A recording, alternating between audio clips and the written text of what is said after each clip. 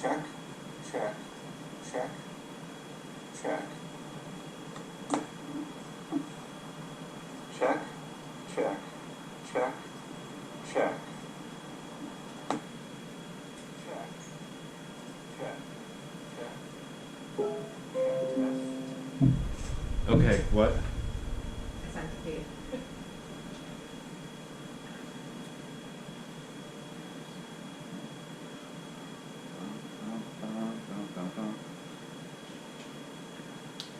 Setting 1 records what is directly aimed at the microphone and reduces ambient noise. This setting is good for recording in the lab, which has some building noise. Okay. 2 also records directional sound but contains more ambient noise. 3 records omnidirectional noise. It will contain much of the sound surrounding the mic. This setting is good for recording several speakers in a conversation. So which one should I use? I've always been using 2 because 2 gets less noise, which is opposite of what this says. And I can see it on the graph. On 1, it gets more noise. Oh, never mind. That was 3. Ah, so 1 is the best choice. You're like a genius.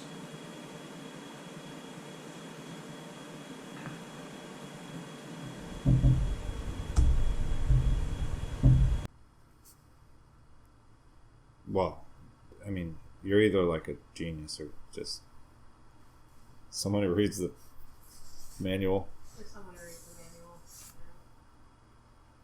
Yeah. One would be best, but you would have to speak almost directly into it. What? It's picking you up clear. Oh, okay. I guess you don't have to speak Big, directly into it. big graphs, big. Lots of noise. That had clipping. Sorry.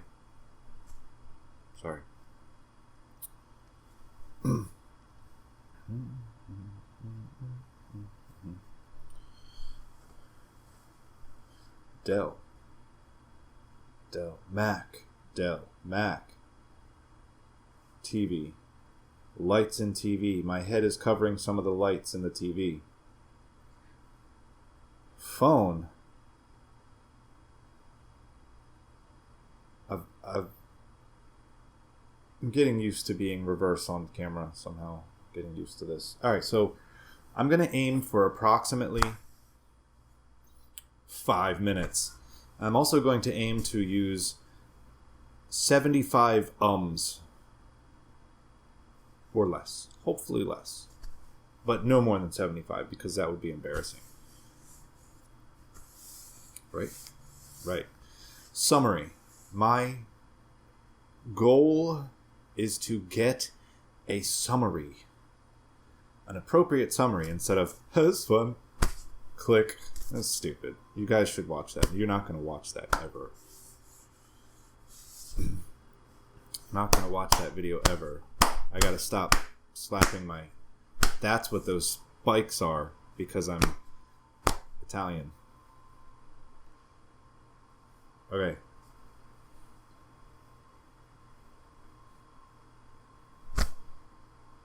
There it is again.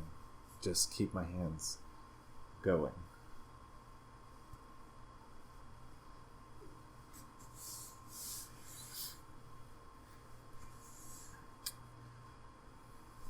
I really would like a monitor. I need a monitor.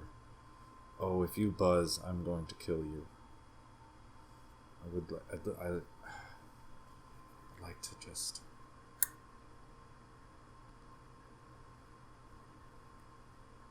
Oh, I can do this. I have a thing.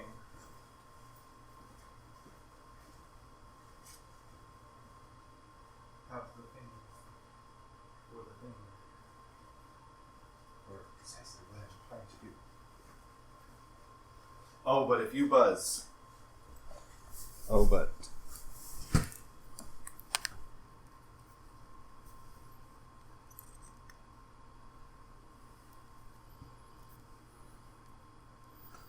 guess I don't need to have a monitor, really. What am I going to do here? Slide you back, make lots of noise. You don't really need a monitor.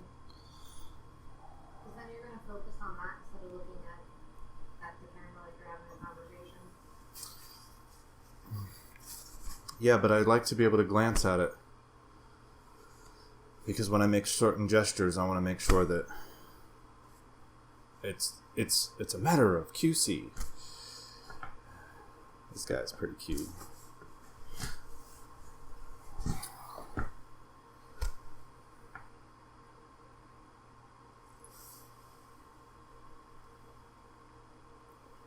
This looks bad.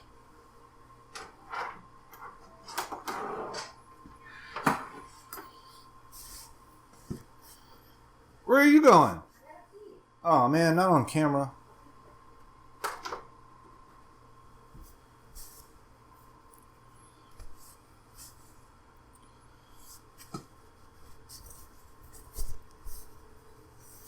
Alright, going for 5 minutes. 5-minute video. Lots of quality audio. 5-minute video.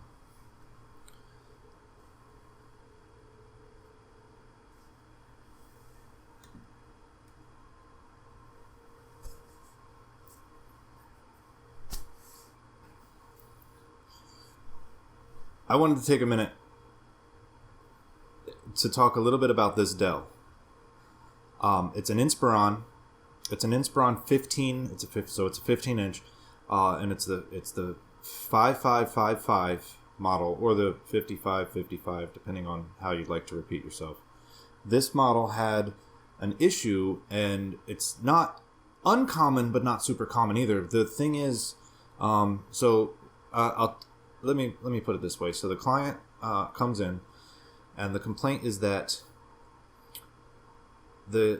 when pressing the power button, it beeps. So repeated beep, beep, beep, beep. Right? It's indicating this. Basically, in my world, indicates that there is a hardware issue, a basic hardware issue. The beeping typically would indicate also that the motherboard is functional. So, meaning it's fixable, meaning that it actually has some kind of issue that we can repair. And most of the time, at least in my experience, when there's a series of beeps, it's a RAM issue. So sure enough, we flip it over, we pull the back panel off, and the RAM is actually laying in the trays, but not connected. So, and then one of the sticks actually was kind of turned a little sideways and put into the slot.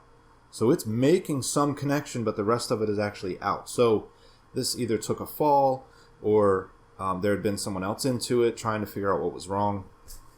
So connecting the RAM, properly inserting the RAM and turning it back on, the beeping went away, right? Good, but the screen remained blank, just black screen. Now, you did get the color shift of when and I'm smacking my leg, of when the backlight powers on. So you get the color shift from when the backlight powers on, but you don't actually get a Dell logo or a Windows logo or anything else on the screen whatsoever. The fans turn on. You can hear the hard drive power up, spin up, and then the CD drive. So you hit the button on the CD drive, it pops open. So everything seems to be working basically and physically. However, it's not powering up. Also, when you press the caps lock key, the little light does not appear. So I'm still, for some reason, thinking that this was a monitor issue. So I pulled the entire thing apart, inspected, reseated all the cables, inspected everything, and it all looks good. So coming back to that caps lock function not working, but everything else is working, started to to make me consider that the firmware may be an issue, that the BIOS may be corrupted. Maybe this wasn't a fall. Maybe this was a sudden power out while updating BIOS. Whatever the case may be, the computer does have the capabilities of going into a recovery mode. However, you can't flash this BIOS back onto the system from that recovery mode. It requires a very specialized structure of files, which is not, at least in my experience and from all the research and reading that I've done on Dell's forums and user content regarding similar situations, and actually one of them had to do with this model precisely. It was a .hdr, I guess a header file that had to be inputted onto a USB stick in FAT32, and when you power this on into a recovery mode, which did work, we were able to power it on using this recovery mode. So the keyboard, every other function of this thing is working. So this has to be the solution. So what we had to do was extract these header files. Now, using like a 7-zip, WinRAR, all of these things, we're unable to really extract anything other than the contents of this executable. The executable is just the .exe BIOS flash utility from Dell's website for the driver set of this. In order to extract the specific HDR files, a special utility from AMI was required, an AMI UCP software. So after searching for that for about a day and a half, I finally was able to find it, download it, successfully extracted those HDR files, 2 of them, put them on the USB stick, booted into recovery mode, and nothing happened. So I tried a different USB port, and nothing happened. Tried one more USB port, and within about 3 minutes, the computer shut itself off, powered back up, and displayed a Dell logo, and then booted into Windows, and it's a fully functioning machine. So, success. And this is why I do this. Like, yes, it was challenging, very time consuming, probably didn't charge enough to do this whole job. However, we've been able to successfully bring this thing back to life and have a satisfied client. So that's why I do these things. That's why I'm into this. It's not necessarily correcting these systems, but it's the gratification of solving the problem, making someone happy, and then the end result of that is a client who has a system that's working after really considering that it may be gone. And therefore she'll probably refer us to somebody, and I'll be able to do this all over again. So thanks for taking this little journey and listening to me explain all of that. And until next time.